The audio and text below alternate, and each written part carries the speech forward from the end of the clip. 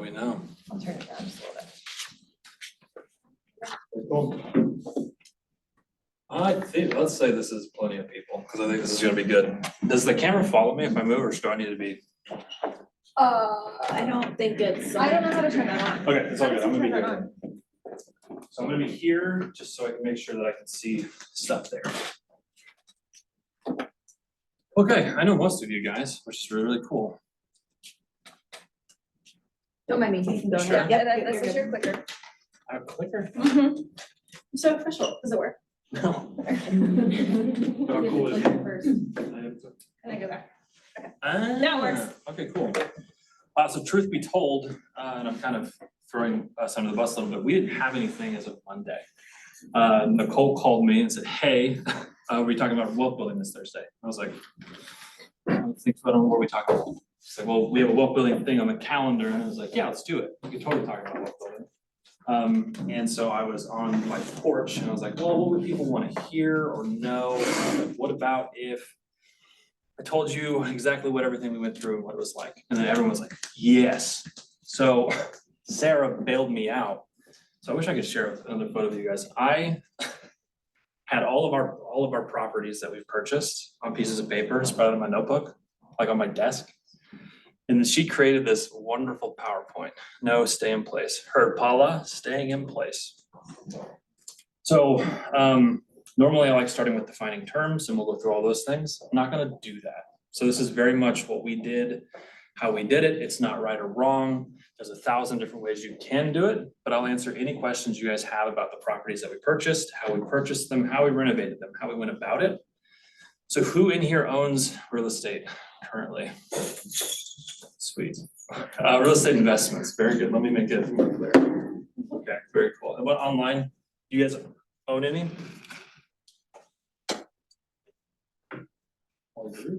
Sweet, perfect. So if I say an acronym or something, we don't know what it is, you guys know what to do, right? Hey, what's that mean? Thank you.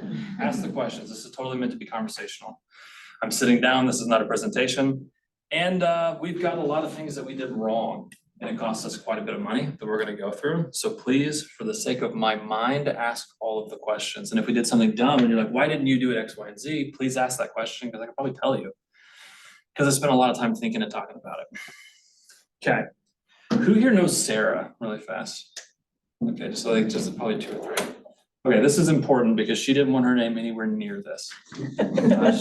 She avoided real estate investing and stuff for probably 3 or 4 years, but she let me play. So she's like, if you make the money and you wanna go spend the money in real estate, you can absolutely do so.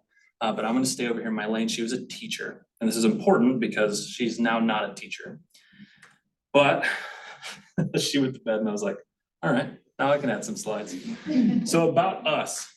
So she would actually be so red if she knew that I was doing this. I wish she was here, but she's not. She had a master's degree in education. She was the department head of special education. She was the second youngest person to do that in the history of SPS, and she was won Teacher of the Year at Parkview High School. I was really good at Call of Duty. I was really great at playing Frisbee. I'm always down to eat pizza and pasta, and I actually probably worked 10 to 15 different jobs when we got together, and that is not an understatement. I actually lost track at 13 when I was thinking about it last night. I did all sorts of stuff. Is the clicker that works? So I love autonomy and I do not like being told what to do.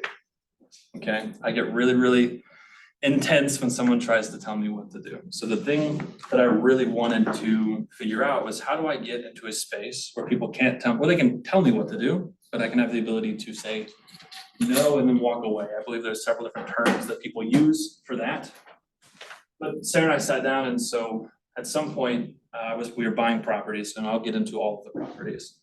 But I had to explain to Sarah what I was doing and why I was doing it, because at this point now I'd spent quite a bit of money on real estate, and she liked what was coming in, but she didn't really understand it. So this is what we did.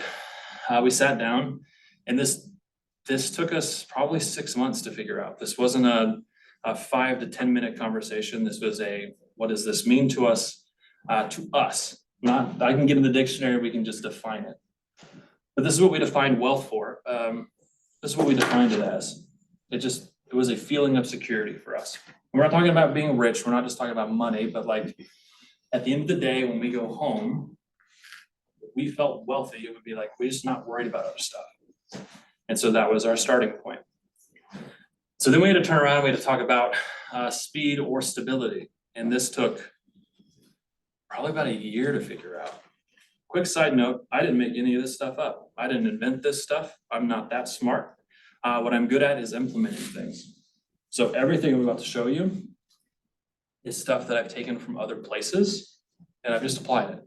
There's no, it was a KW training or Rich Dad Poor Dad or Dave Ramsey or local people that I've just taken to lunch. It's all stuff that I've just asked. I didn't create any of this.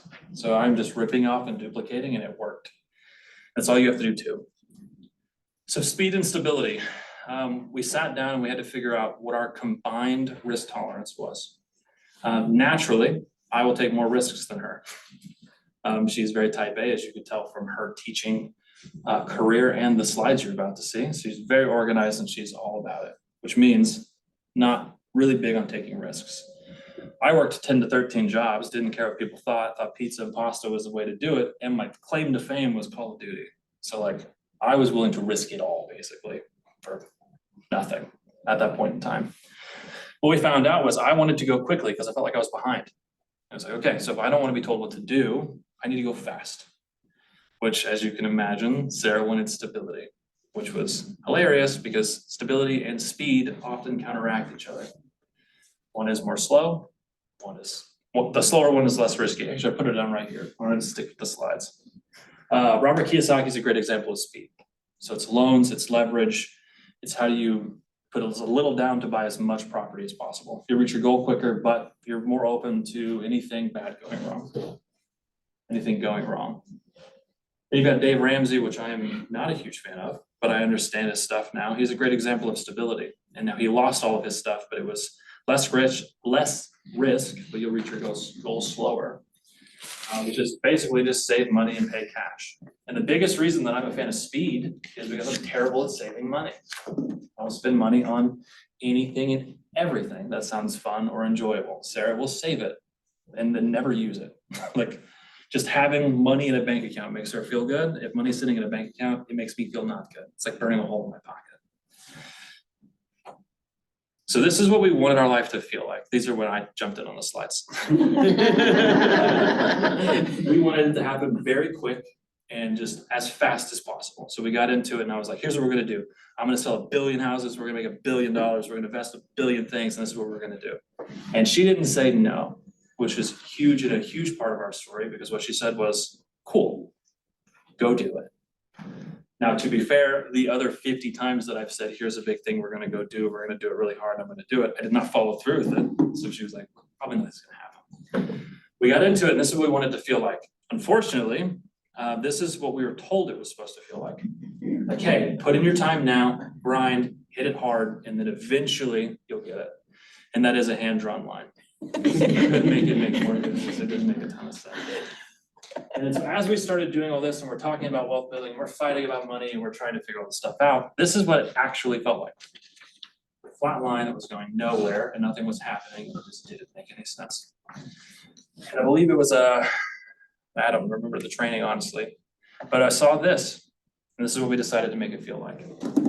And this is going to be a little different than just one way or the other, because we found a way to combine the both of us that makes sense for us. So if you're somebody that loves loans, you're gonna hate this. If you're somebody that just thinks you should buy cash for properties, you're probably gonna hate this, because we're doing a little bit of both. So this is a staircase. And my husband, perfect.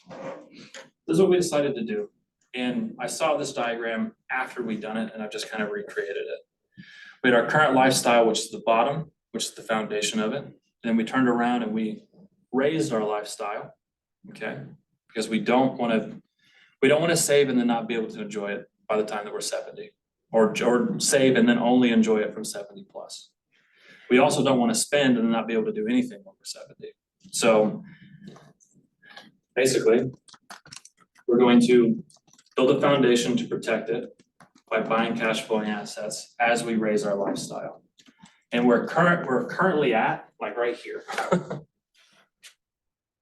So we just paid off all of our debts, most of our debts, all of our consumer debts, let's say that.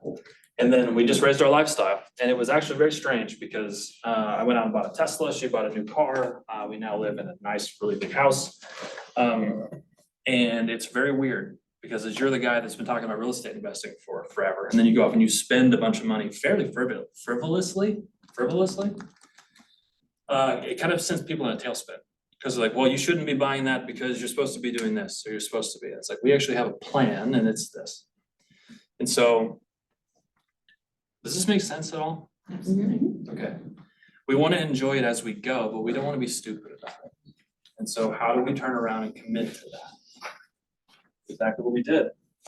So we started paying off our consumer debt using a debt snowball. That's a Dave Ramsey thing. The debt snowball is you pay off the smallest balance. Interest rates kind of vary in there, but there's different variances of this, I guess. But basically, once you pay off the first debt, you then take the money that you were paying on that payment and you apply it to the next debt.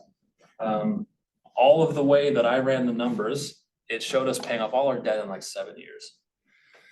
When we did this, we paid it off in about 1.5 years. So I'm not against Dave Ramsey when I say this. It's this part really worked well for us. But I wanted to go faster, so the other parts did it. We prioritized buying our first home. So keep in mind, when we started doing this, I was working at a bank in Republic, Missouri. And we didn't own, I just discovered Bigger Pockets. I didn't know anything about real estate investing. I was running around with my choir teacher, Willie Grega.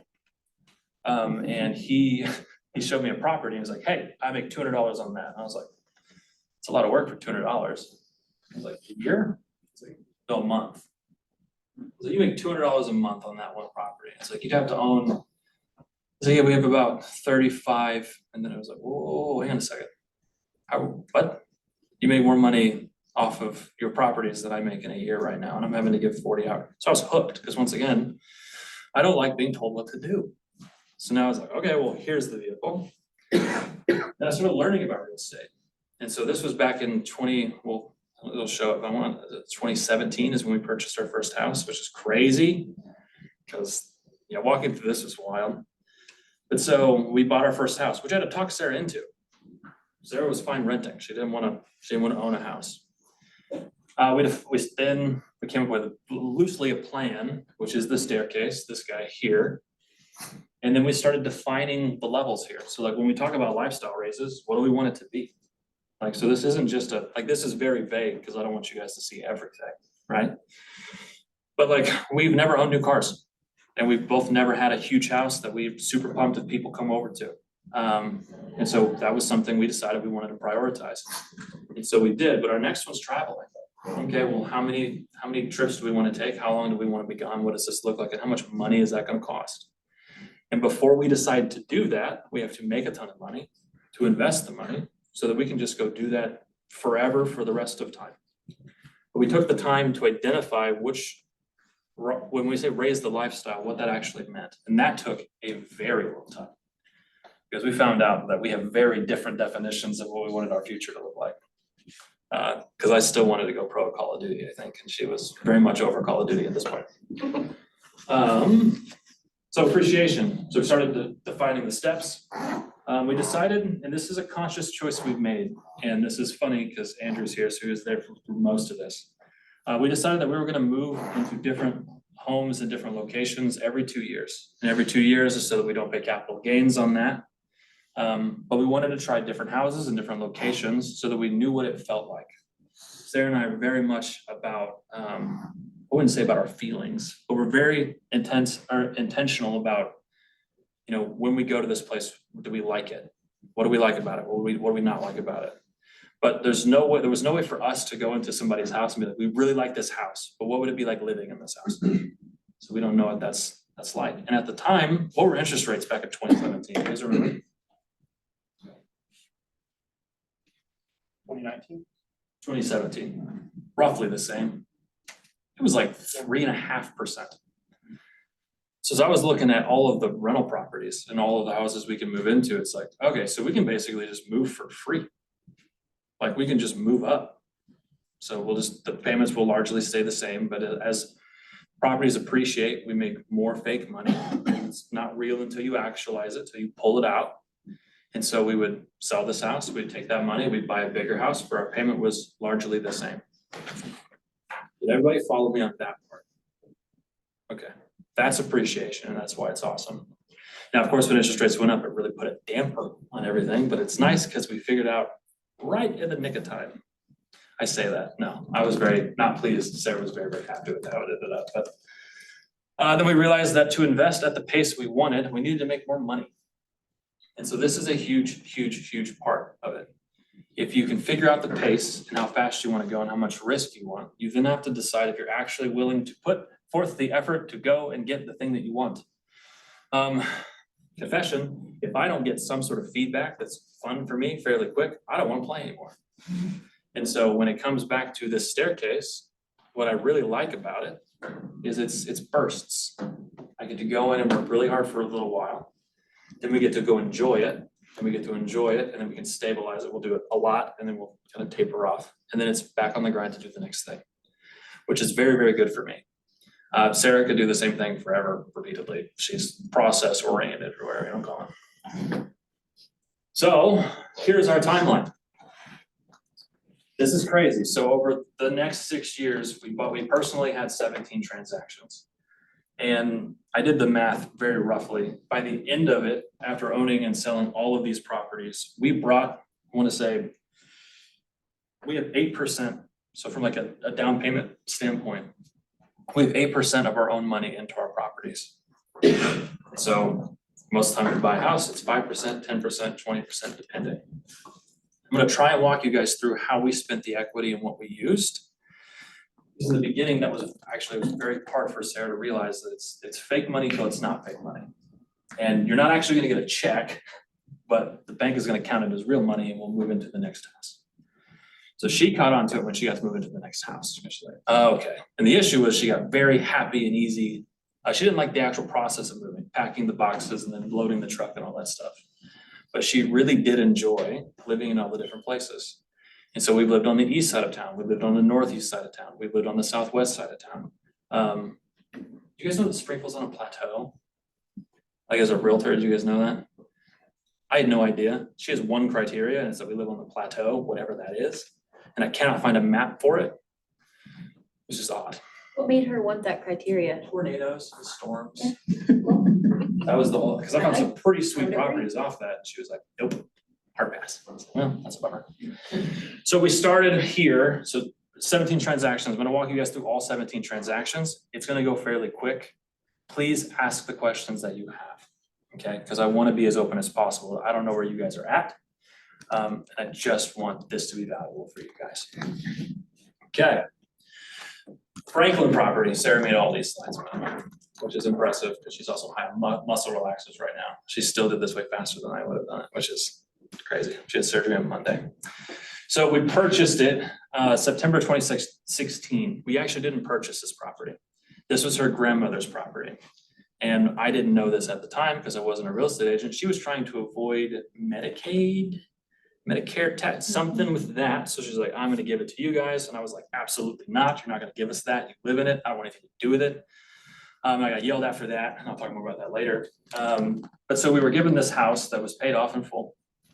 And we just didn't know what to do with it. So it was in our name, but it was just sitting on the north side. Just sat there. And so Sarah's grandmother's health deteriorated fairly quickly after that. One of the last things I would go over on Sundays, what we would do is I would just take her to look at houses. She was a DIY person, which is hilarious because she was definitely not that. There was a crack in her ceiling and she used oh gosh, I'm trying to remember how many cabinet doors. She stapled cabinet doors to the ceiling to make it structurally sound. So like, when I say DIY, I mean like, okay, we're kind of trying a little bit. She was still living there, so there's nothing we wanted to do. We didn't want to leverage it. We didn't want to use it because she was still living there. Keep in mind, we've never done anything like this before. And so I was like, well, we're not going to do it. Well, she got really upset with me because it's all she had. And so she's like, well, I'm gonna give this to you guys, and if you do not use this to get started in real estate investing, I will haunt you for the rest of your life. I thought she was kind of joking about that, but she kept bringing it up. She just kept bringing it up. And so a lot of people will talk about, this was huge for us. The way that we got started was this. We were saving the money to buy the first house. But somebody came in, she knew our goals, she knew what we wanted to do, and she wanted to support in the way that she could, which was this. Now, it took me about, let's see. I'll follow the prompts here. So we finally bought our first house.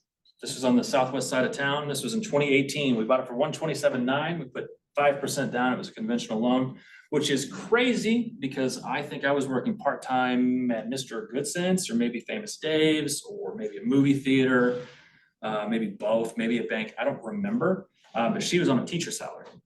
So we were able to afford it, but it was just her on the loan. Because me being on the loan actually hurt us, it did not help us, which was a fun thing to figure out. But the source of funds was our savings. We got our tax returns. So it was like, okay, so we're gonna buy a house, we're gonna do this. And she fell in love with the house right before this one, and she was just distraught. And I wasn't an agent, so I didn't know that it was this emotional. I was like, it's gonna be fine, we'll find the next house. I'll be okay. The next house we saw, she was like, that's it. So, okay, cool. So the market value there was 130. We saw in the MLS, Willie Grega was our agent.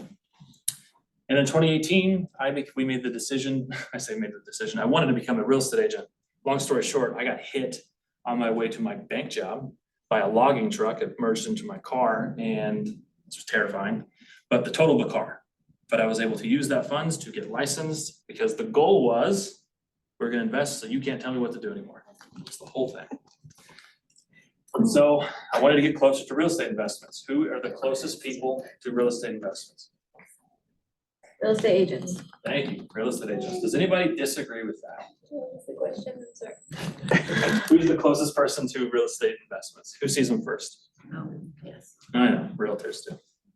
But that was big. And when I realized that as I was running around with Willie looking at all those rental properties, it's like, how are you finding these? He's like, no, I'm just running into them. I'm going on appointments and I'm seeing it. It's like, I want to do that. Plus, we need to make the money. And so it was like, all right, how do I do that? We need to sell real estate. Turns out it's pretty good at selling real estate. So we made a lot of money. It was very helpful for us to hit our goals. But the whole plan for me leaving all the jobs that I was doing to go into this was literally on the money that I got from my car being totaled. That's all we had.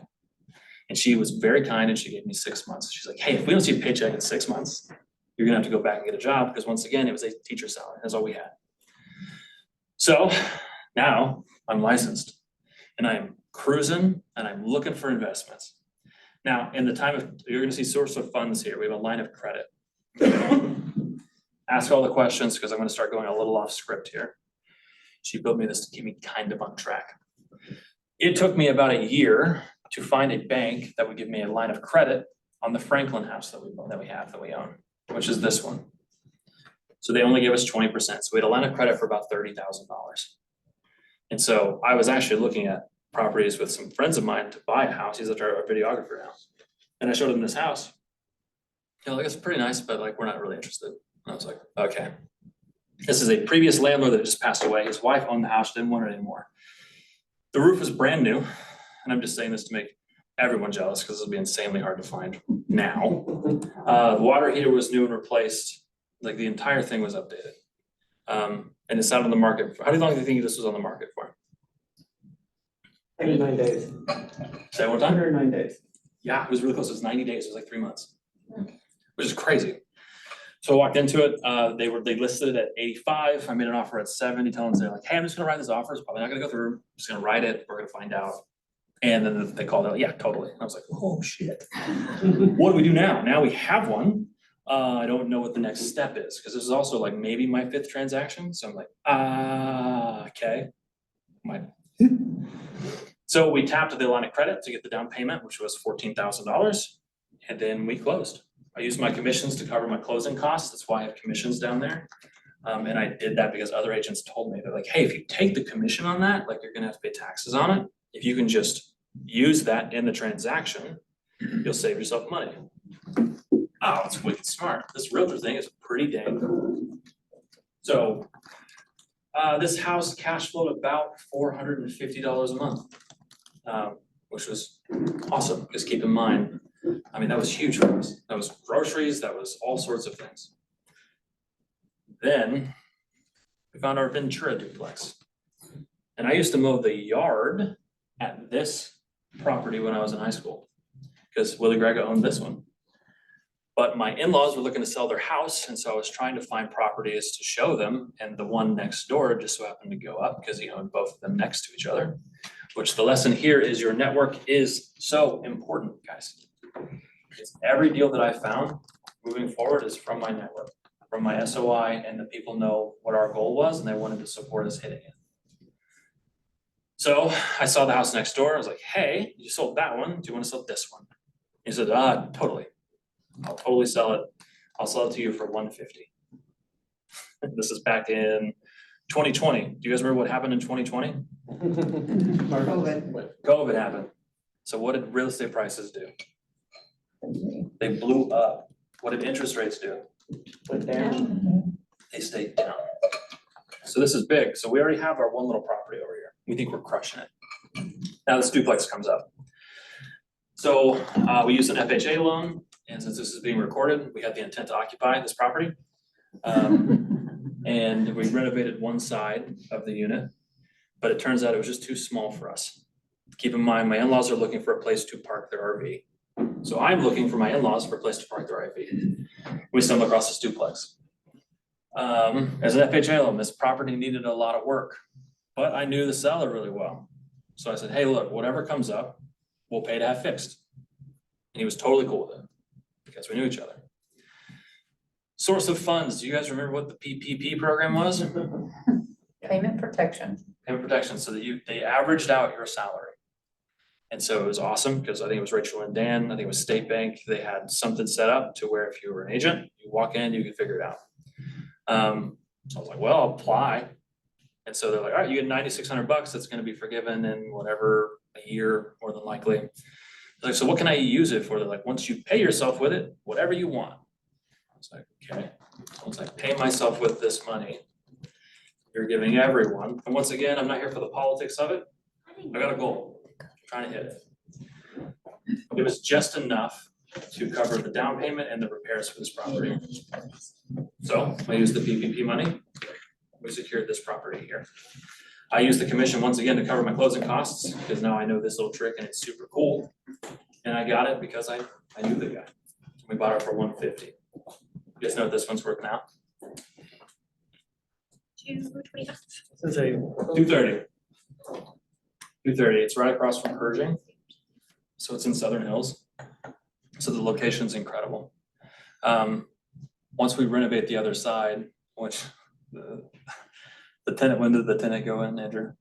20. Before we were playing the game. Yeah, well, we inherited the tenant and she's been smoking in the unit since I was born. Let's just say that.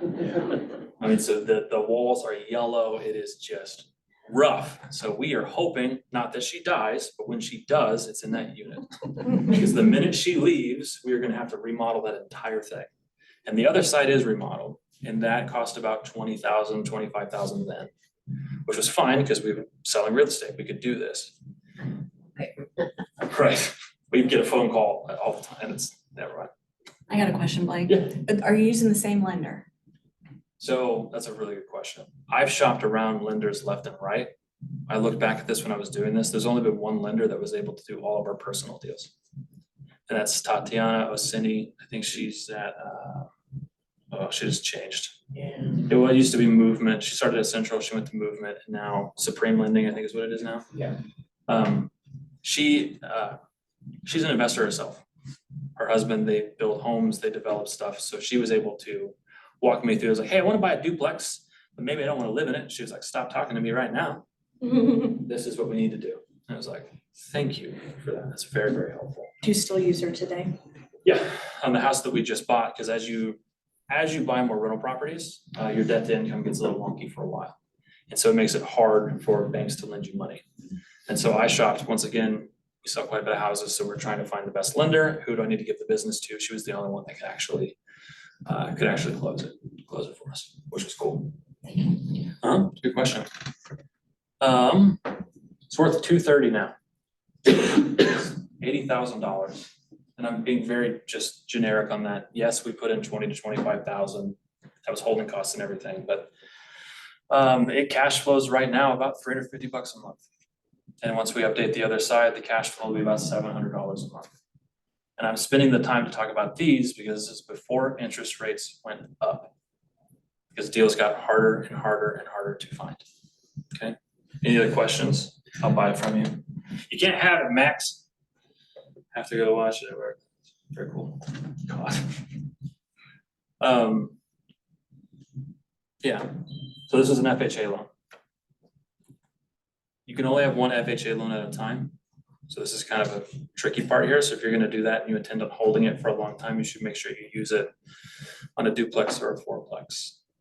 Because in order to use another FHA loan, you have to get rid of the current one you have. So if we wanted to use another one, we would need to sell this property. But it is locked in for 30 years at 3.25% interest rate, so it will probably stay that way forever. If interest rates drop, so could you refinance it into a different program and then free it up? Refinance it to a conventional loan and then use the FHA loan to buy another property. So I was on the back porch at Erie, our first house. And Sarah was helping with some transaction coordination because once again, she is very organized and I'm not. She was also helping Brian Stone. And he was on the back porch. He was avoiding her emails because he was at a networking event. Well, he didn't tell Sarah the networking event was a cigar on my back porch. And so he walked in, or she walked into the house. She's like, "What are you doing here?" He's like, "Networking?" And she was like, "Real estate, you guys don't understand. Like, you guys don't get it." Well, Brian then brought up a listing that he had coming up. I was like, "Oh, tell me about it." And it was this property right here. It is on the northeast side of town. The driveway is 6 miles long and it is perfect for an RV. So it's like, okay, keep in mind at this point, we're living in that, we have the intent to live in that duplex once it's done being renovated. And so this one is where it gets a little, this one gets a little tricky. And this is where it's like, are you willing to do the things that it takes to hit your goal? So my in-laws wanted a place to park their RV. We tried to figure that out with them. In order to do so, they ended up buying the property in their name. And then we sold their property to move it over, but we lived in this property because they were traveling the country. So they didn't want to just have a place, but they needed a place to stay. And so we gave them half of the down payment. We brought money to the table. And then when it sold, we got to recapture we got to pay them back. And then we got to keep whatever was left. So in order to buy this property, we sold our first property, the first house that we bought, and then we moved into this one. We purchased it for $155 and we're still in 2020 and it appraised for $160. I did take the commission because at this point, I wanted as much liquid funds as possible, even paying the taxes because I needed money to deploy to buy more real estate. Another thing is when you're playing the loan game, banks want to see that you have funds and they want to see that you make money. So to do that, you have to pay taxes, kind of. It's another thing we'll get to. At this point in time, I had to pay taxes. And so I was taking as much money as I could to raise my income as high as it could so we could afford as much real estate as possible. Any questions here? Keep rocking and rolling. So then we sold Erie. So we sold the property that we moved. We closed right after that because we didn't need to because it was in my in-laws' name. And just let me clarify that. I let my in-laws live in my driveway for 2 years so that we could make sure that we were hitting our real estate goals. They're very loud people. I love them. So we sold this in October. We sold it for $160. So we lived there for 2 years and 3 months. So how much money did we make if we bought it for, let's say, $130? It's $127. $38,171. I literally went through last night and looked at all the closing disclosures to give you guys the actual numbers. That is exactly how much we made after fees, so that we turned around and we could put most of the money. We put about $20,000 down on Walnut, and our in-laws covered the difference. So now, for the first time, we have money sitting in a savings account, ready to deploy, which is exciting for me. Because at this point in time, the only way that I knew to make money was to save money was to make more money and then to stash it. Well, this is the first time we sold a property, and now it's just kind of sitting there. So, okay. So commissions, we didn't take any, which is great, because on this one, when you're selling the property, we didn't have to have capital gains. Does everybody know what capital gains tax is? Okay, sweet. If you live in the property for 2 years, you don't have to do that. You also don't have to take a commission if you're a real estate agent, and I found the buyer, I found both sides, so I didn't have to pay anybody else. I saved myself more money. Capital gains, no. And then, this is where it gets really, really, really interesting. So keep in mind, we've done 2 real estate investments at this point in time. We've got a goal, and am I really ready and willing to go do what it takes? So, this is in March of 2021. At this point, COVID's happened, Sarah wants to leave her job. Teaching is tough. Teaching during COVID was really, really tough. And so she's like, I really want to get out of this. And it's like, in order for you to leave, we need to replace that income. We're doing the stair game, right? Like, you can't just leave, don't put this on me, right? And so I was on Facebook, scrolling on Facebook, and then is Levi Willinger on here?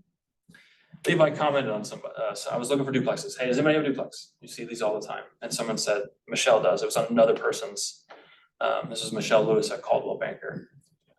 She has 3 that are about to hit the market in a month or so. I called her every 3 days for 4 months. I told her I was gonna do it because the numbers on this replace Sarah's salary. Okay. When I say this, that's important to us because the risk here was too much even for me. We're going from, we remodeled a kitchen, we replaced some granite countertops, and then we bought another one. We remodeled it. The contractor was great, took way too long. Same contractor, which we'll get to him later. And so $597,000 was the purchase price. And it took a lot of follow-up. We did not get keys. In order to go and see the property, I had to pretend to be a home inspector, which was wild because I didn't know what I was talking about. We're walking through these properties and they're all of these are on the same street. So all these are in the same cul-de-sac. But there was ice on the inside of the window, like the windows and the doors, and like these are all directly behind Kickapoo on Redwood. So if you're Jefferson and Walnut Lawn, these are all back there. But they were charging $400 a month in rent. So we ran into our next thing. How do we remove people from their homes? Because we've never had to do that before. Well, they made it really easy. So what we told everybody was like, hey, we're gonna raise rent. And there will be a moment in time where it's not worth it. And when you leave, we know we're gonna renovate them. If we can do it with you in there, we'll try and figure it out. But like rent is going up. They all left, all but like 2 tenants at the time. Is that accurate? And so now we have, I'm gonna add in the second part of these duplexes because we got 3 more duplexes on the same street. So now we have 10 vacant units. We don't really know what we're doing, but we jumped into it. So the down payment here came from real estate sales, which is $120,000. We just had to bring that to the table. We used a construction loan. Construction loans, simply put, are you put 20% down on the purchase price, and then you put 20% down on what it will cost to do the repairs, and then they let you make interest-only payments until the repairs are done. You guys remember what happened in 2021 when it comes to a supply chain? Couldn't get any building We materials. couldn't get anything at all. Everything took forever. And so we went from, this is so fun, look how much fast we're going, this is so neat, to, oh, okay. So this is supposed to take 8 months, it's now gonna take 10. And we still, to this day, have 1 unit that is not completely done yet because it has taken so long to do. But we got the construction loan, which was great. So the source of funds was savings. It was from my real estate business. And then the market value was 630. So the appraisal came in as it sat at 630. So we instantly made $33,000, which I thought was the coolest part. So I ran the numbers on the rent. Sarah and I are trying to increase our lifestyle and hold it. So that means we're just looking for things that we can hold so that we can support whatever lifestyle increase we have. We can just keep building on that. Well, I didn't know anything about appreciation or cost segs or anything like that. I was just looking at rent. And I found it on Facebook. It was 4 months. It was just, she was so sick of me calling. She's like, hey, I see it. We didn't know you're there. And I was like, just making sure. Remember, my wife needs to leave her job if you give me this. Please, with love God. So we purchased these, and then What was the rent after you renovated? very good. So right now they're rented out at between $1,300 and $1,500 because also rents went through the roof. Yeah. And so the banks were thrilled because now we have 2-bedroom, 2-car garage, 2-bathroom, fenced-in backyard duplexes behind Kickapoo High School renting it was not a problem. And so we ran the numbers at 1,100, rented them out at 1,500 with plenty of people. Now, right now, we're in this interesting spot where rent is not going up, it's actually starting to fall down a little bit, which has never happened before. So we're kind of trying to figure out what we need to do there. But the cash flow when I ran it here was about $2,200 a month. I was like, okay, if that's the cash flow. When I say cash flow, I mean after expenses. Okay, so when we say cash flow, some people just lump in, you get the rent and you pay the mortgage and then you're good to go. And I know most people here are gonna understand this, but in case there's anybody that doesn't. We take 25% off the top for reserves, that's 10% for property management, 10% for repairs, and then 5% for vacancy. Because Springfield is mostly renters. Most people recommend 10, 10, and 10. I didn't see the need for the extra 5. So after all those things were taken out, that is how much money we were supposed to make. When did you hire a property manager? We actually just hired one, actually. No, Andrew helped me manage them for the longest time. And thank God, because it was a nightmare. So we actually started a property management company, and Tasha's back there, and she crushes it for us. Because of that, once again, I don't want to be told what to do, which is a huge problem when it comes to people telling you what to do all the time. Because this is what your property needs, this is how it has to have, this is what, and it's like, can you walk me through why we need to do that? Why does it have to be that expensive of a fix? Like, on our units are all very nice. Like, we want people to live in it, we want them to pay top dollar, so they need to be nice. But sometimes people don't vet the properties and get bids for repairs that need to be done because it's not their money. So we ran into that a couple different times. Yeah.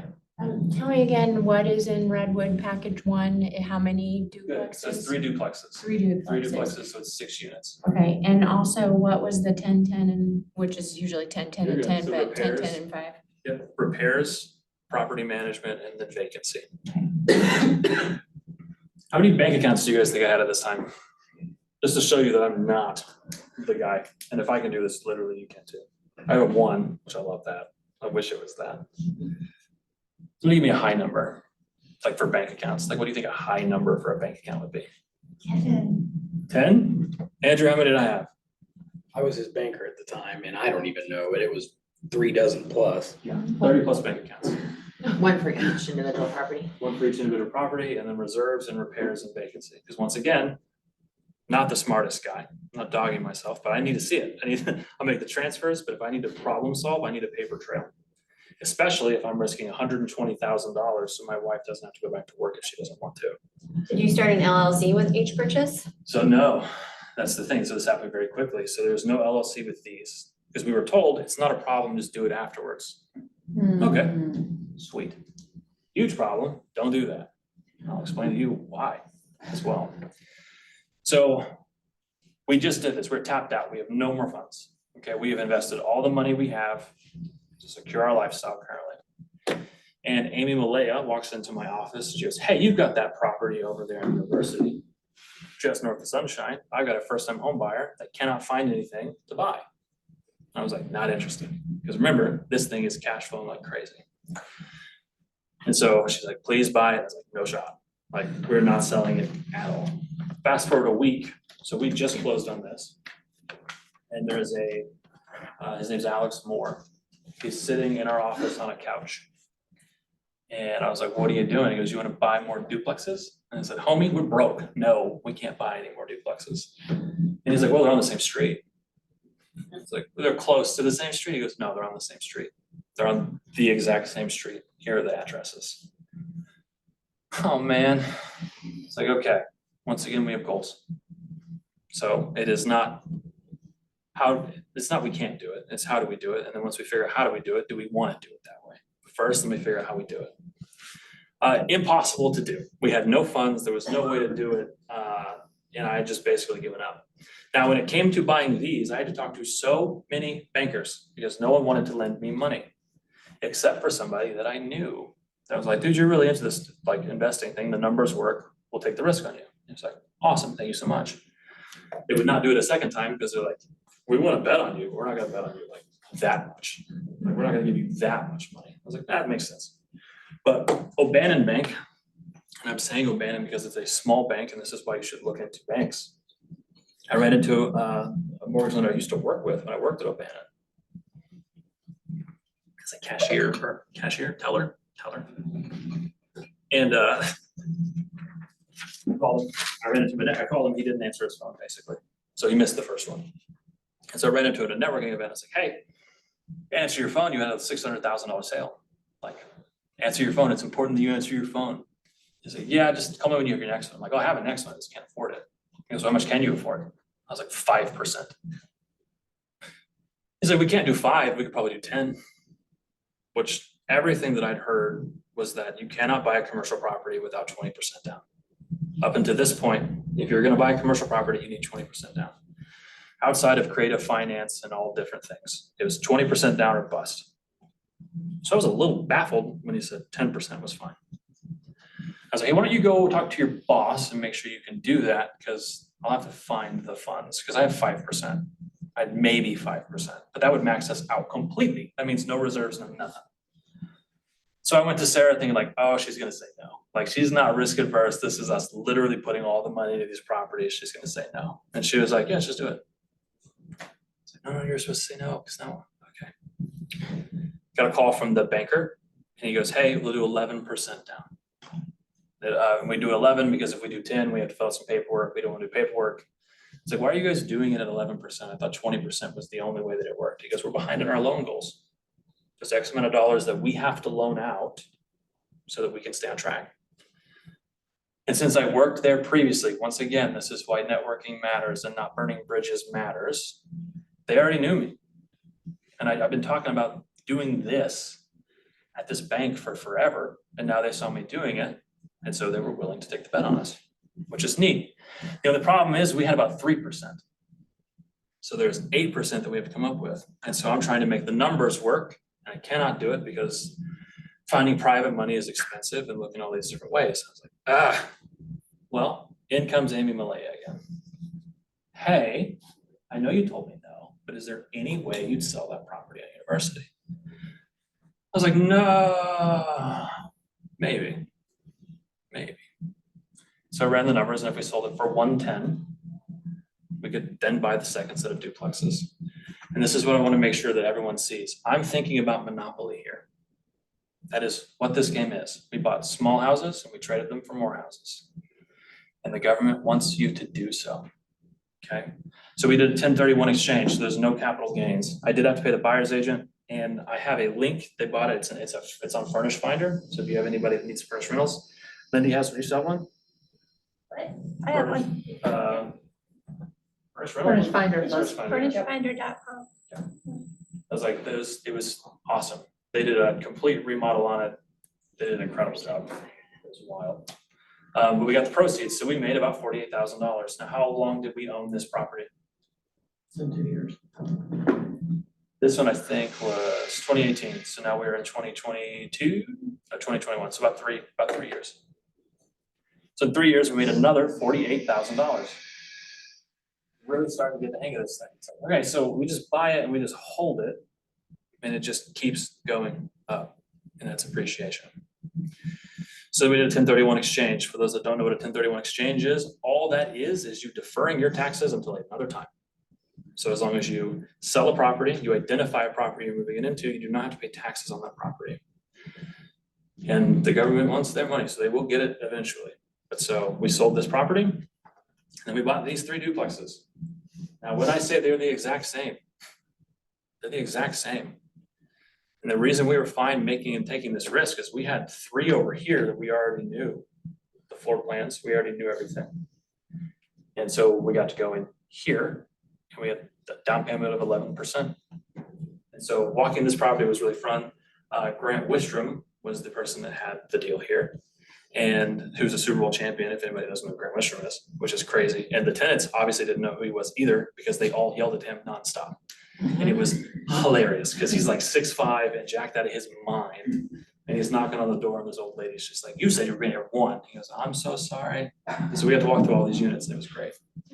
The people here in the middle, as we were walking through the units, and this is just a fun thing, they said, there's no way we're going to pay more rent. And I said, not a problem.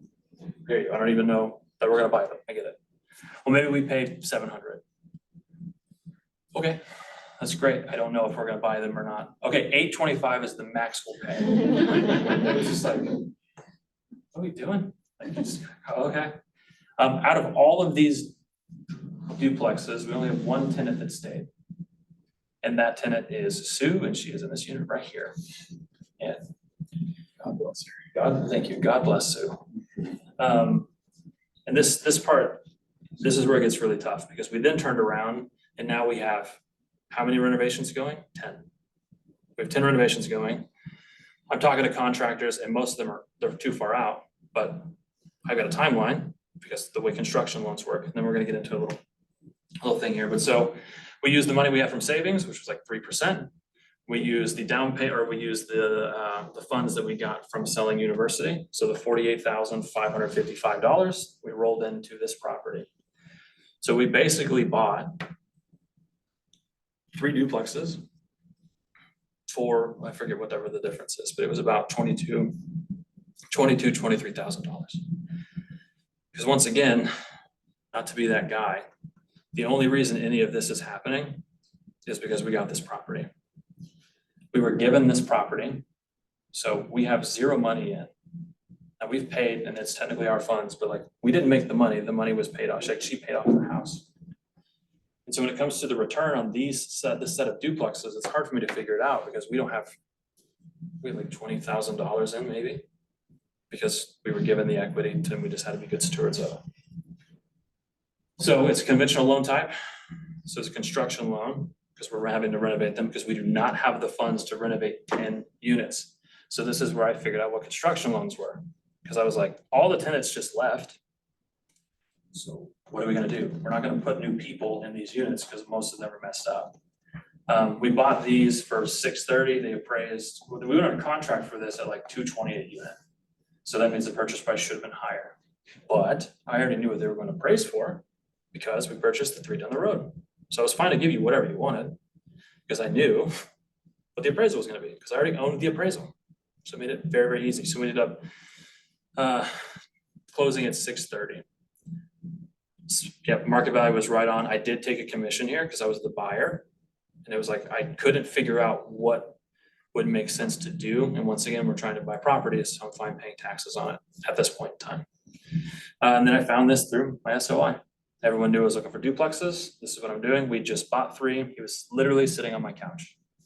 And I'd already told him, no, it's not gonna work. I can't find the funds until Amy came into the office and was like, are you sure you don't wanna sell that?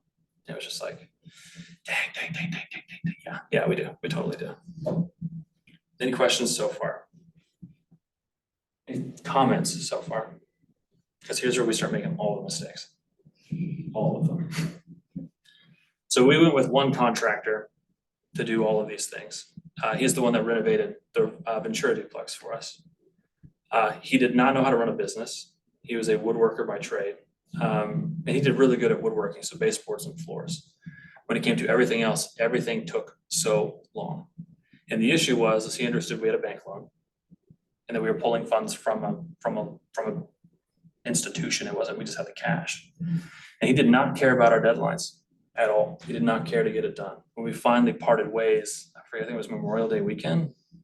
But we'd given him 7 different deadlines. We tried letting him choose the deadline. We did all of the different things and it just didn't matter. He left one day to go on his kayak. And this was like, we had a tenant moving in 7 days later or something like that. Because we needed these to start making money. Because right now, keep in mind, we're only paying the interest, so principal's not getting paid down. And we do not get the loan doesn't term over until the repairs are done. And we'll talk more about construction loans here in just a second. So we're hemorrhaging cash because this guy is not finishing the jobs when he said they would be done. Because the goal was we're gonna start 1 unit and we're gonna get that unit rented and then we're gonna slowly do it. So it'll take a little longer, but we're not losing as much money. We didn't realize for months that what he was doing all of them at the same time. Not something I thought I had to check. You're a contractor, you should know. But lesson learned there. Construction loans with this. So the way that this works is if you do not have the funds, you do not need all the funds to do the renovations. This is super, super cool. What you do have to do is go under contract on the property. You have to provide the bank with a list of updates and repairs that you're gonna do. And the bank will send an appraiser out and they will do an appraisal on that property. You're gonna get 2 things on this appraisal, which is a little different than any other normal loan. You're gonna get the value for how the property sits currently, which is its current state, its as-is state. And you're also gonna get a value for the property once repairs are done. This is a little more complicated, but I'm trying to keep it up a little bit. And so you'll also know, you're gonna put in this much money, this is what it'll be worth, so you can kind of see how much money you'll make. The units I wanna say would have been worth, I think it was like 230 or something like that, so no, it's 260. So each unit was gonna be 260, we're gonna make some money, but once again, we're looking at cash flow. Cash flow is the only thing we cared about, because she can leave her job and then we're good to go. Once the repairs are complete, they're gonna term the loan out, but they're gonna want you to have skin in the game. And so this all comes down to capturing equity. How do you get equity out of a property with, has anybody heard of the BRRRR method? Okay, this is the way that you can do the BRRRR method, which is buy, rehab, repair, or buy, rehab, rent, refinance, repeat. Okay, and it's the fastest way. It's all about velocity of money. You can keep doing it. You buy a property cheap enough, you fix it up, you get the money out, you can then go do it again. You can keep using your money over and over again. Well, we didn't have a ton of money. We had enough to do the 20% part. And so the banks allowed us, they gave us the funds to fix everything else.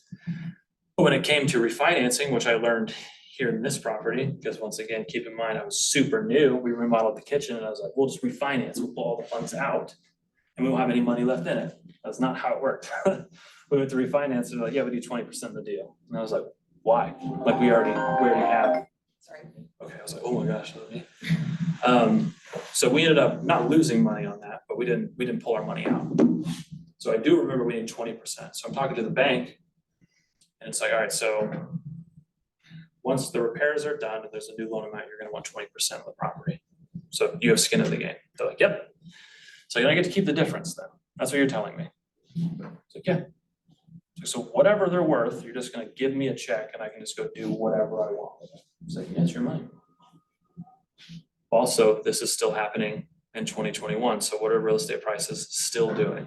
If not faster than they were in 2020. They're just going up. And what I want everyone to know is I did not predict this. There's no way to know this. But I was paying attention to it because we were selling houses. And so we did get another appraisal, but this is the original appraisal. This is what it came in at. Well, once the repairs were completed, with the appraiser going back out because the market had changed so much. Even in a year, it had changed so much. So the first one, the before repair value, was $597. So that's just basically right at contract price. After all the repairs were done, it was $900,000. The second set was $630 because he got more. We paid higher. We paid the appraised value for them. But once again, they're the exact same. So if we're gonna do the exact same renovations over here as we will over here, we're talking same floors, same cabinets, same everything. It should be worth $900,000. The issue is our contractors sucked. I'm trying to be polite. So our bank loan turned out before he was done. And so I asked the banker, he's like, hey, so how does this appraisal thing work? We have some units that are done and these other ones should be done. And he goes, they just need to see one duplex on each side. I was like, they need access to one duplex on each side. They're like, yep. I was like, so do you guys choose that or do I get to choose that? He was like, you can choose, it doesn't matter. Just let us know which tenant will allow us to come in. It's like, got it. Don't do as I did, do what you're supposed to do. So we sent the appraiser in, we got the appraisal back. So that appraised value came in at 900. Okay, so there's quite a bit of money here in the difference there. All of the repairs all in was about $120,000. Okay, in which we only had to bring 20% of. Because we did not have to fund all the repairs, the bank was funding those repairs. Is everybody still with me? Okay, is this valuable at all, or am I talking to everyone's just like, yeah, we know this stuff already? Okay. So here's some math. You combine the two together, that's what the top figures are. So we are $1.227 million in debt. I'm losing sleep, Sarah's cool as a cucumber, doesn't make any sense. But I know if we can finish the repairs, we will own $1.8 million in real estate. And I didn't know any of this until we're going through it. Once again, I'm focused on rent, focused on cash flow. So I went to the lender, and I'm simplifying this quite a bit. I'm rounding up to make the math easy, but 1.8 million is what it was worth after the repairs were done. The 360,000 is the 20% the lender wanted us to leave in the deal so that we had skin in the game. minus the original loan amount, which was the funding and the repairs. So we walked away with $213,000 when the loan was done. I was like, what in the world? So I made more money in a year. I made more money during this time frame than I did after a whole year of crushing it in real estate. And we just made that by buying a property and it appreciating over time. Now, I want to say we got really used to this. I think everybody did. I have some clients and they crush it. They buy a Northside property for 70,000, put 10, 15,000 into it, turn around and sell it for 150. Those days are gone because of interest rates. We got really accustomed to buying and then turning around. Okay, so we can buy it, just hold it for a year and you can sell it for way more than it's worth, especially if you add value to it. So it's $213,000. So Sarah and I had to figure out what to do with it because the biggest check we've ever received in our lives, what do we do with it? So we turned around and we sold this property because at this point, this thing was a pain. It was a pain. I mean, the doors were starting to fall off the ceiling, finding a tenant to be like, yeah, no, that's a cabinet door on the ceiling. I don't know what to tell you. There's a back door in the back room that's up there. She built the top. It was a mess. And so at this point, it was like, we just need to get rid of this one because it is just a pain. We did pay the buyer's agent, but keep in mind, we had a line of credit on this. So a huge lesson that we learned for us personally is that we will not tap a line of credit to buy a property because you're just shifting the debt. Okay, so we didn't have the funds, so we went and tapped into the equity in a property. We will do that for flips. We will do that for quick renovations because we know we can pay off the line of credit quickly. So now we're in 2021. We've had this property since 2017. We have not paid off the $14,000 plus renovations, so $18,000 that we had. We were still making like $151 interest only payment. So it was like, okay. And we had the funds. We could go pay off the line of credit, but if I pay off the line of credit, I have to tap the line of credit again to get the funds so that I can buy my next property. And so we just realized very quickly, we will use it for renovations and repairs because we know we can pay it back quickly. But all we were doing is the same thing we did with our credit cards when we were 21 and 22. Like, we're just racking it up over here instead of on a credit card. And the interest rate's 6%, but we're getting to spend way more money. So we sold this. Capital gains, yes, we paid them. It was very marginal. Then we turned around because Sarah found this property here. And so this was her dream property. This is another lesson that we learned. She wanted this property so bad. It was a school district. It was everything that she wanted. Well, once again, I don't know if you guys recall, we just spent $1.2 million. So our debt to income is out of control, which wouldn't be an issue if we bought an LLC, but we didn't. So it's in our personal name. And so with the banks, it was like, hey, well, we just bought these. Obviously, they're investments. We're going to switch it over. We had to provide leases, but we didn't get leases for most of these properties. We didn't get keys for most of these properties, so there was no way to do it. Now, keep in mind, I would go all the way back to our staircase. The whole reason we are doing this is so that we can enjoy the life and she can have the life that she wants to do. I have bought at this point, well, several properties. How many has Sarah found that Sarah wanted to buy? 0. So now she's coming in and saying like, hey, I think we should live here. I like the location, I like the schools. This all makes a ton of sense. It's like, okay, well, if we're gonna do that, we need to sell some properties. And so sold Franklin and then the Walnut property, which this is cool. And if you guys don't know this, especially for first time home buyers, the person that bought this house was able to buy it for $500 down because of the location that it was in. Okay, it is perfect for a house hack. I know because we were living in it. And I know this person, and so they were fine with getting the extra income from my in-laws still staying in their driveway. So we didn't have to take that on.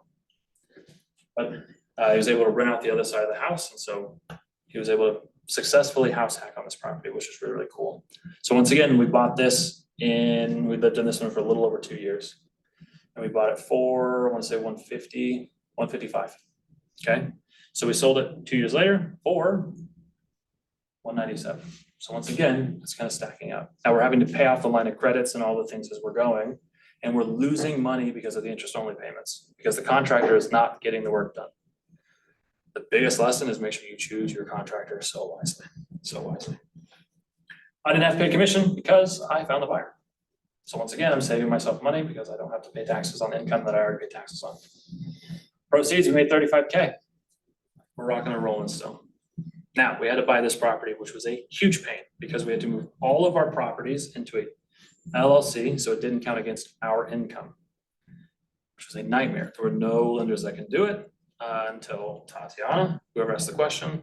And then she turned around and she had it closed in 8 days. She looked at everything I had and she's like, hey, can you move this into this name and this LLC? I was like, yes, whatever we can do. So why is that important? That you're saying that you should buy an LLC in the first place, Yeah, but you're personally backing it though, right? yeah. And so this is a huge, and I'm so glad you said this because this was so frustrating. So we used the money to pay off this house. So at this point, we purchased this property, we lived in it for a little while, then we paid it off. Because we have a lot of money sitting in an account, not doing anything. It's burning a hole in my pocket because I want to spend it. Sarah wants to save it. So what's the best thing we could do? What is it like living in a house that is completely paid off? Fabulous. So I'm thinking about all the people that say, hey, once it's paid off, it feels different. There's something that's it's like, okay, cool. And that's probably true. But not when you own $1.4 million in real estate debt. Because the reason that this all got hung up was because you have to personally guarantee the LLC that they're loaning the money to. So no matter what, they still find their way back to you and your funds. I didn't know that. So we know now, but now we've parked all the money in our house. And it's like, oh, you could still take it all if you wanted to. And they're like, yeah, but there's no reason to because you're paying the loan. And another big thing is the due on sale clause. I've not heard it, but if you're Dave Ramsey, he says this is what got him, one of the things that got him. If you're moving property from one owner to another owner, so even if your personal name to an LLC or LLC to another LLC, the bank has the right to call the note due. Most of them don't, because why would you? If they're paying the funds and they're moving forward. Have you seen anybody get the no call? Okay. That's like a nightmare. Which that part's too risky for me. So it's like, I don't want to mess with that. So it's paid off now. I did take a commission on this one, and now I'm kind of getting the hang of it. So I don't want them to cover the closing costs. I asked the seller to cover my closing costs. That one's in a nice neighborhood too. This was like 5 doors down from that guy. Not 5, that's close though. But so the commission on this was about 15, I forget, I have to do the math. Someone help me. 295 times 3%. Yeah, that's all right. 850. Perfect. So we have 2 dogs, so we needed a fenced in backyard.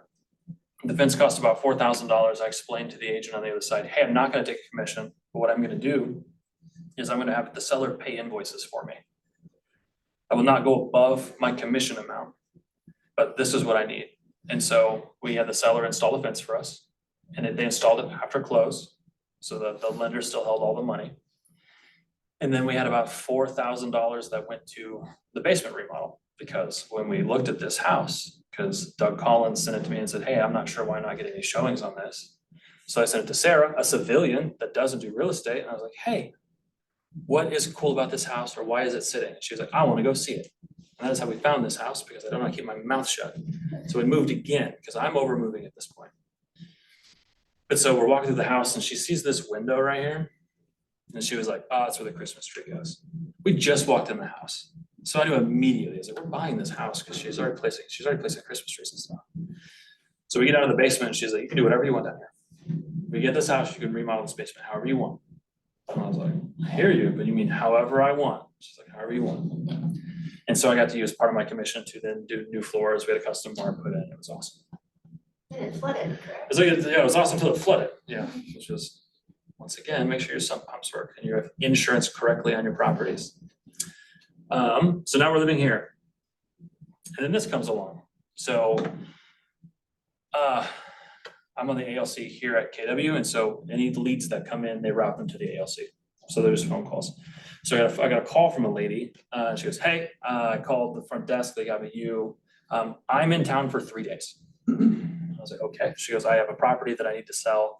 I'm a US ambassador This is the only time frame that I'm available. And I was like, I'll meet you at the office and I'll be ready to talk about whatever you want to talk about. So this house is just south of Sunshine, so right next to Bass Pro. We bought it for 121. It was a construction loan again, because once again, why wouldn't I use construction loans? I don't have other money. This makes a ton of sense. We went into a partnership with Cole on the team. So hey, you bring half the money. Well, and he was also going to be the contractor to do the work until he fell off of a ladder. It was a chainsaw on a ladder helping a neighbor with a tree. And so this part matters because you cannot expect this stuff. So he had to then have surgery on both of his wrists, which means guess what we now don't have?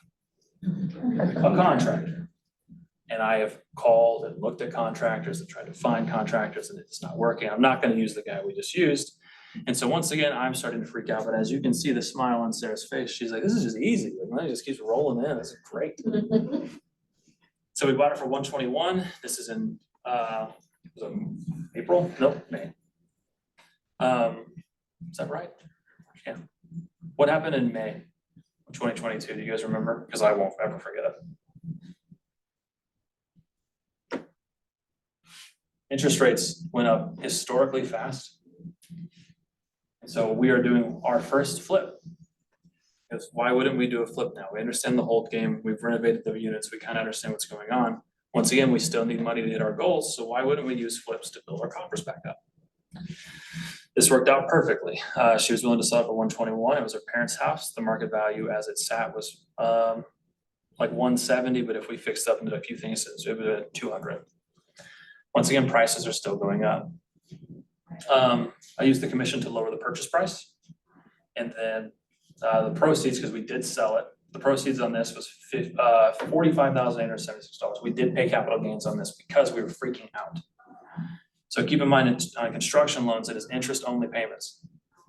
Interest-only payments mean that the rate adjusts. So there are fixed mortgages and there are adjustable rate mortgages, ARM loans. The construction loan is an ARM loan. So that meant every month, basically, it felt like the rate was just spiking. So our holding costs were getting more and more high, and now Cole can't use his wrists. So we're just gonna turn around and sell it. And so we sat down and we're like, all right, if we're gonna sell it, let's just list it for this. And we ended up doing pretty good on it.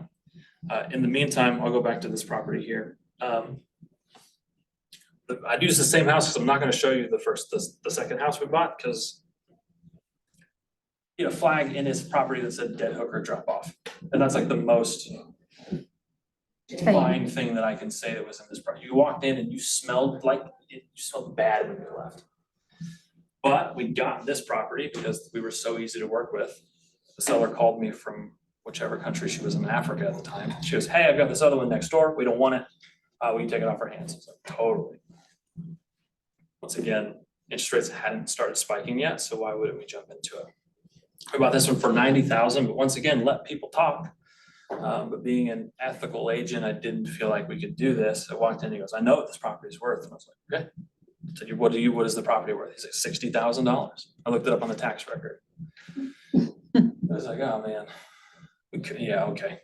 Yeah, so I called the actual owner, who's the ambassador, and I was like, hey, he wants 60. We're not gonna do 60 because I felt like we were taking advantage of you guys. We used a construction loan. Once again, it was a partnership.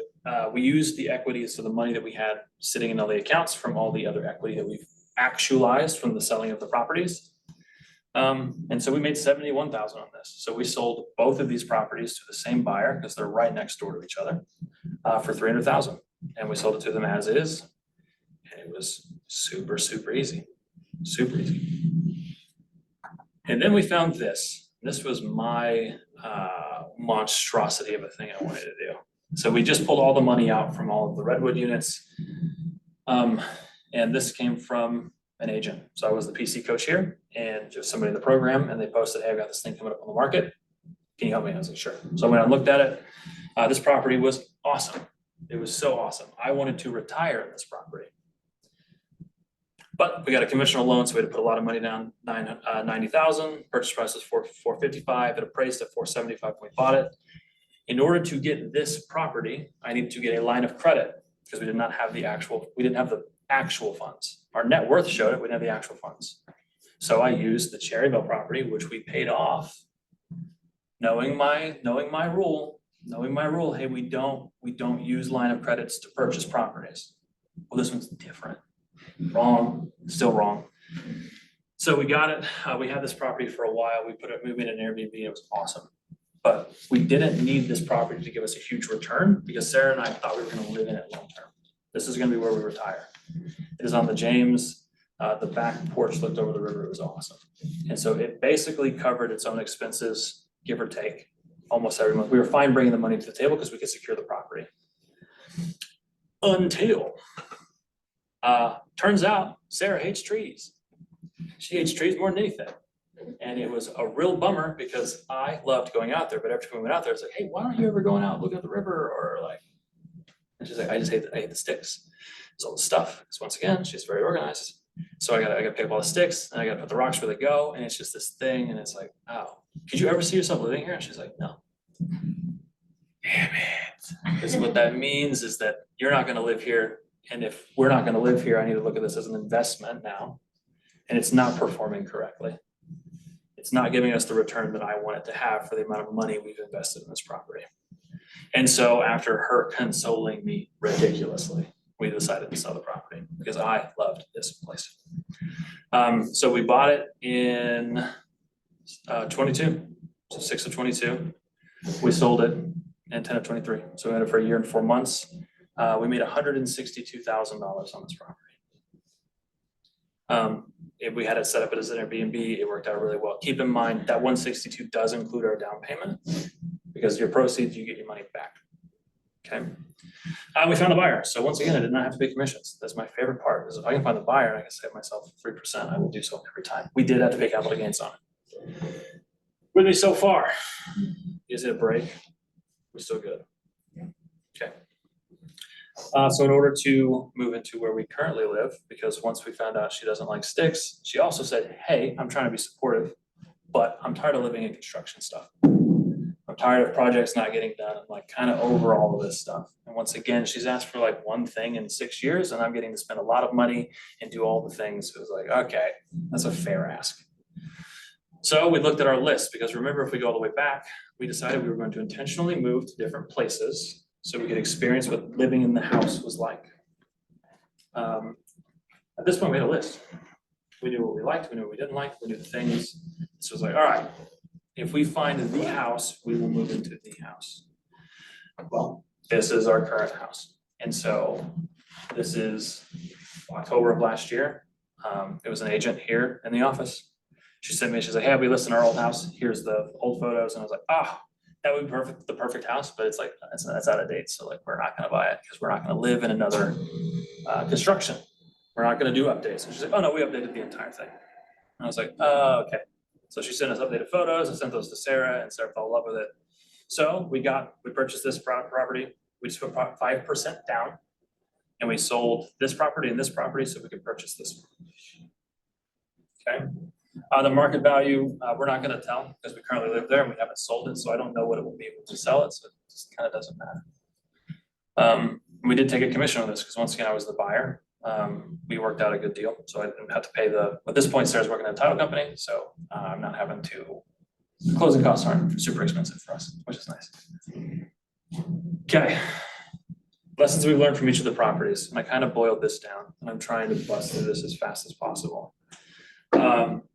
And this all relates back to real estate investing. Some of this might not seem like it does, but I assure you it does. The Franklin property was be open to receiving. I said no for 3 years. That's 3 years that we could have been using. She gave us the property because she wanted us to use it. So we did. Erie, the first house that we bought, home ownership is life-changing. If we not bought that, we wouldn't have been able to then kickstart our primary residence journey, if you will. But we really got to see what appreciation was. When we sold it, that was the first time it was like, oh, this is real money. Like, it was wild to me. University, expect things to go wrong and prepare for them. Sarah and I were depositing our very first rent check and we'd already told ourselves, no matter what, we're just gonna keep going. We're already here, we've already done it, we're gonna keep going. The tenant calls and says, hey, there is poop backing up in our shower. We've just left. We're on our way to the bank to deposit it. It was a $350 fix. So it ended up being just fine, but we were laughing because it was just like, are you serious? Like, we just got our first rent check from the first property we bought and it's gonna be this. We didn't know how expensive the fix was gonna be. Ventura, that duplex, the first duplex we bought for my old choir teacher. Location, location, location. When it comes to renting out properties, people really like schools. They want to be close to the school they want their kids to be in, and everyone knows that. But I can tell you from having different rentals, it really matters a ton. You get it rented way quicker and you get to rent it for more. It is not by coincidence that we now have one duplex that is in Southern Hills, right across the street from Pershing Elementary. And our other 6 duplexes are behind Kickapoo High School. We are now only buying in areas that are close to schools because it's fairly predictable. Walnut, we love our outdoor spaces. So we liked being outside on that back porch a ton. And that was a primary one. So this is what did we learn about us, which is, the house was great, but like we spent so much time outside. Redwood 1, good contractors are hard to find. And that's the nicest way that we can say that. Selling University, that was Amy. Your network really matters. And that showed up time and time again because there was only 2 properties that we bought on the MLS. And that was back when no one wanted to buy stuff really. Redwood 2, people need to know your goals. The only reason he came into my office and sat down on my couch was because he said, hey, I know you're looking to buy duplexes and I know you just bought those 3. And so if that means getting on social media and posting about what you want or what you're trying to find, do it because you never know how it'll come back around to you. Cherryvale Primary, we don't like trees or split level homes because we own Cherryvale and the River House at the same time. And so we really do not like all the stairs that lead to different rooms. It's too separated. Missouri properties, flips can make you a lot of money, but they're risky. There's so many different things that can go wrong. But if it works out really well and people crush it all the time. River's Edge, plans change. And it's hilarious because I'm a real estate agent. We sold lots of houses and people say, I'm gonna live in this house forever. And they live in it for 3 to 4 years. And so I just needed to remind myself that plans change and that's okay. As long as you have something that allows you to be pretty flexible in your plan. I wanted to bring it back to this because this is why I like this so much, is because as our goals and needs change, it's fun. It just changes the amount of money that we need to invest at the point when we decide whatever lifestyle raise we want.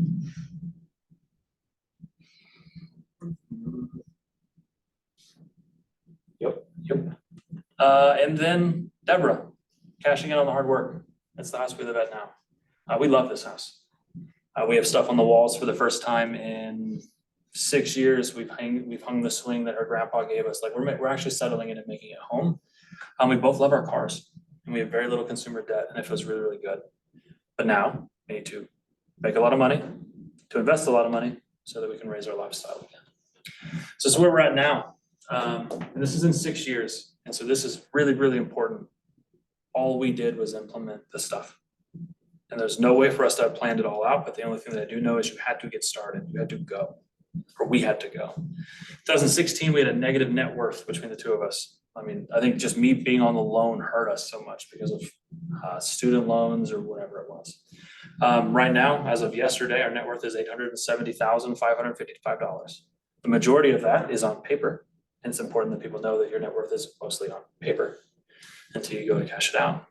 We're enjoying that lifestyle bump and it's super fun. And I recommend that you do enjoy it as long as you do it fairly responsibly.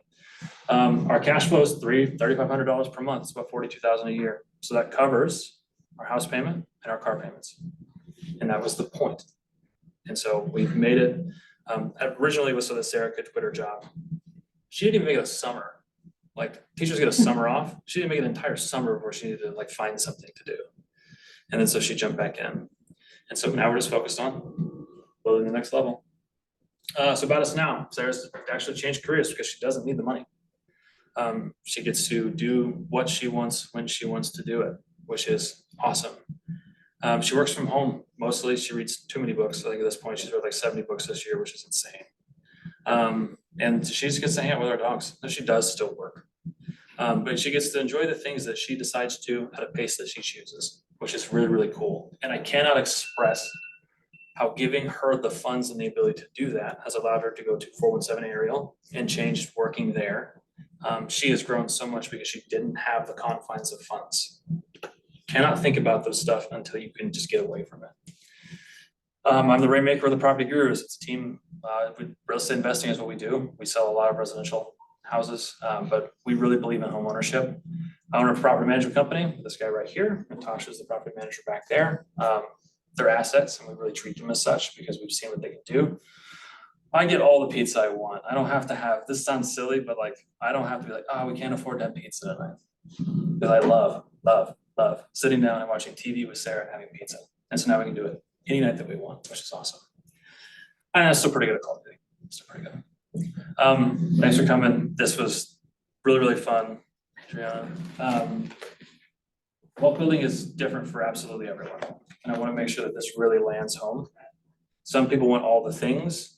And it's not just about, for us, it's not just about the material stuff. But I have friends where it is about that. It's about the Lamborghini and it's about that. And that's totally fine. As long as you go about it in the right way. Some people want all the experiences and some of us just want a little bit of both. Whichever way you go, real estate investing is the way to make it happen. Okay.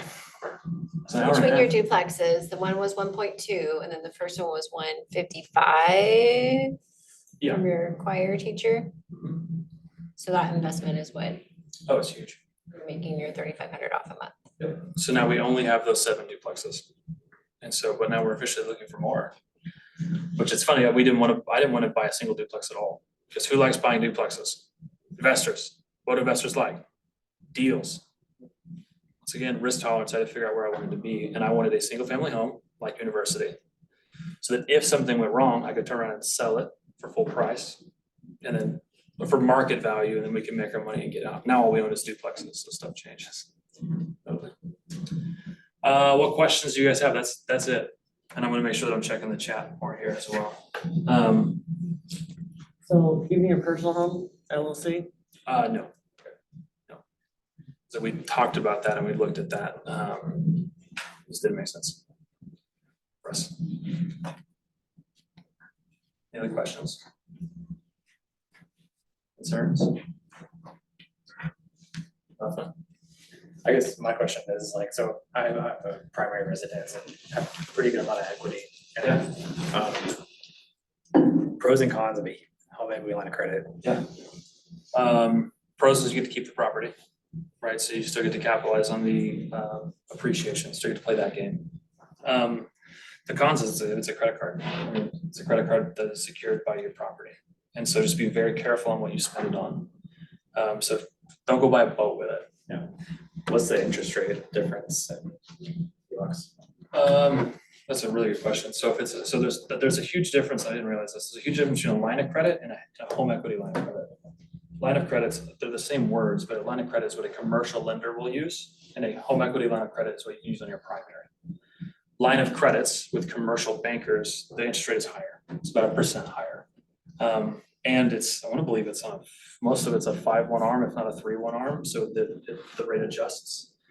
On the home equity line of credit, you get to lock in for like 10 years. What did Great Southern do? Do you remember? Yeah, a lot of them are 5 to 15-year terms. The interest rate on a HELOC is gonna be roughly half of a credit card, you could say it that way. But so when we used it to purchase the other houses, we factored in that debt. Before our cash flow, but we just didn't take into account how are we also gonna pay off the money that we borrowed from ourselves. Gotcha, okay. And so, I know some people that have done that successfully and I forget, infinite, I forget what it's called, but it's. We say with interest rates now, it's a little bit tougher to do. Yeah. Okay. Totally, because it's harder to buy something and make it cash flow. Yeah. Like it's really, really hard. Back then, you could buy a property, your mortgage payment is $500, it'll rent out for 900. Deals were everywhere. Like you could literally find a deal on the MLS, it was awesome. And right now, it's really hard to find. Gotcha. Yeah. So safer bet probably just to not use the HELOC, keep that money planted in the primary and then. go Or you from can, is your goal to use it to buy?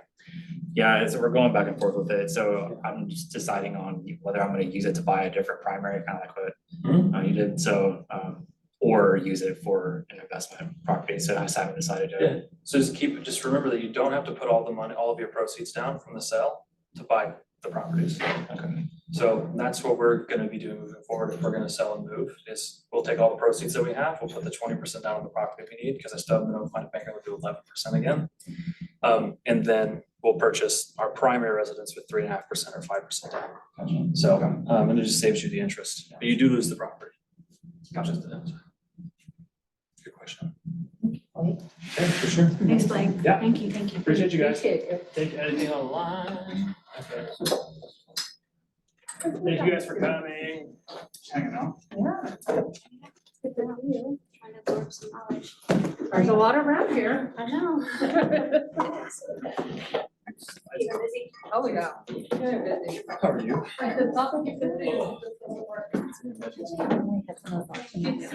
You are so happy. Yeah. He is so good. Like, So there's a everything you're giant saying, I was like, yep, I'm gonna skip fast. Let's go. So, And he is like, this takes 17 years. to come back. it's, we love it. I love it. Oh, they're moving. I know. So now we've done. She It'll trusts be, us. right now we have to work around both of them to work. Yeah, yeah, yeah. First, I have a buyer. I got mine cut too. too. She chopped it all off. This buying. She does me good, but He man, hasn't some days done I end up with no it hair. yet. Oh, And what is the process of that? And is it, Honestly, it's okay. like $50 to set up an LLC. So he should do that before he closes on one in 2 weeks. Yes, so if you can do Okay. that, we change the name of the contract to the LLC. Okay. That way it's being purchased in the LLC, just get the, is he using a? So these are gonna be a loan on it. We do the airport Secretary of State's website. Yeah, it was like second, that'd be the easiest way to do Website, it. and you can just go create an LLC, search a name, create it. and Thank you, it walks Danielle. you through the whole step. Okay, so just Google that, send him the link, say do this before we It's- close on the 7th. Yeah, super, Okay. it'll take 25 minutes maybe. Easy. Okay. But perfect. Secretary of State website, and then for LLC. Oh, yeah, you can, it does not take much And then time. you do your articles of organization, and gives you all that stuff, and then you, yeah. The Yeah. biggest concern, because he can probably do that at any time, because he's not gonna have a loan. So So it like, doesn't matter if it's before or after. if it's paid off and he keeps it paid off, I can't think of it. Gina, can you think of a way that would hurt somebody? If they bought a property cash and outright, but it was in their personal name and not in an LLC, besides like a liability standpoint? That's really the only thing, that's why it's called limited liability. Yeah. They can go up to LLC, but not you, but. So if he closes it in his personal name, he shouldn't have an issue rolling it into the LLC, but Okay. if he can get it figured out before Before, close. is it? It's way easier. Okay, let's do that. Because Okay. some lenders will charge to redo the payroll. Okay. Yeah.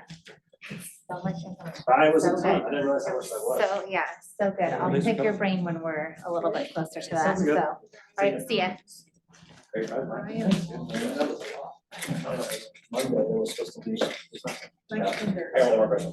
Yeah. So you did Yeah.